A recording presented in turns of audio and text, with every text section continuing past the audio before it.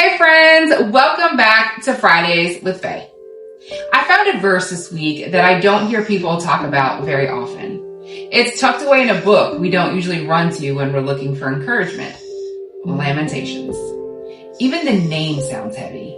And maybe that's why I love this verse so much. Because it wasn't written from a mountaintop. It was written in the middle of grief, in the middle of devastation, in the middle of a season where life doesn't make sense. And yet, right there in the middle of all that pain, we find these words in Lamentations 3:26. It is good that one should hope and wait quietly for the salvation of the Lord. Hope and wait quietly. Those are two words that I don't always do very well. I can hope, I can pray, I can ask God to move. But wait quietly? That's a different story. I want answers. I want movement. I want God to show me what he's doing. I want to know what's around the corner. I want cliff notes. I want him to fix the things that hurt. But sometimes God doesn't ask us to fix anything. Sometimes he asks us to wait.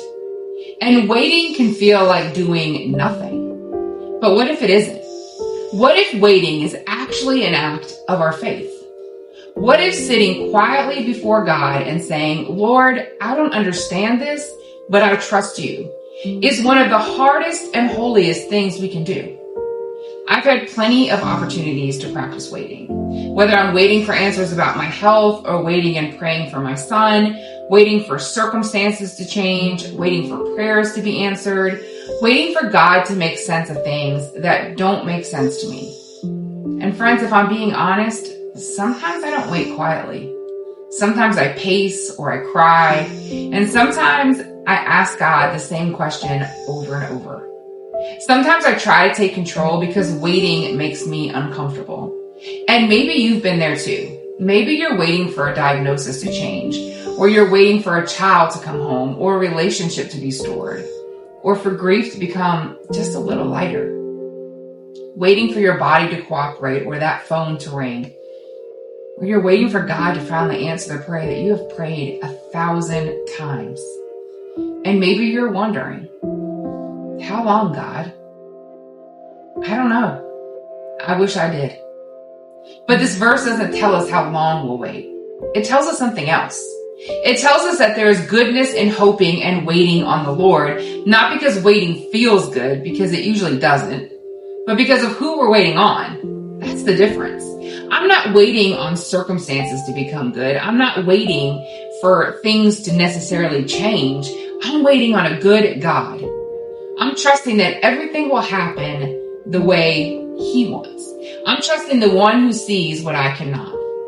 And maybe that's what quiet faith looks like.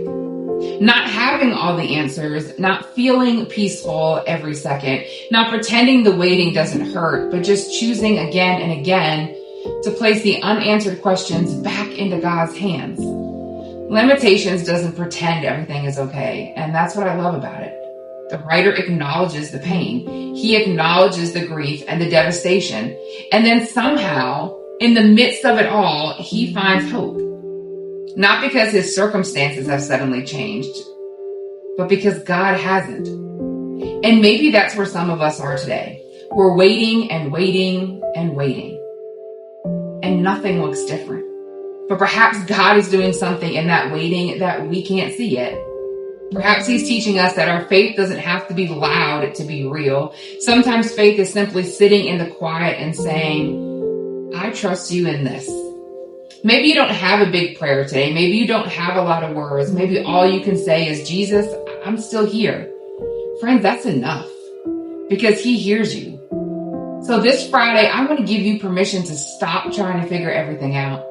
Stop trying to force the answer. Stop believing that because you're waiting, God must be doing nothing. He may be working in places you cannot even see. He may be preparing you for something that you're just not ready for yet. Or he may simply be teaching you to trust him one day at a time. I don't know what your waiting looks like, but I know this. Waiting isn't wasted when you're waiting on God. Until next Friday, if you're in a waiting season, don't lose heart. Hope, wait, pray, cry if you need to, ask the hard questions.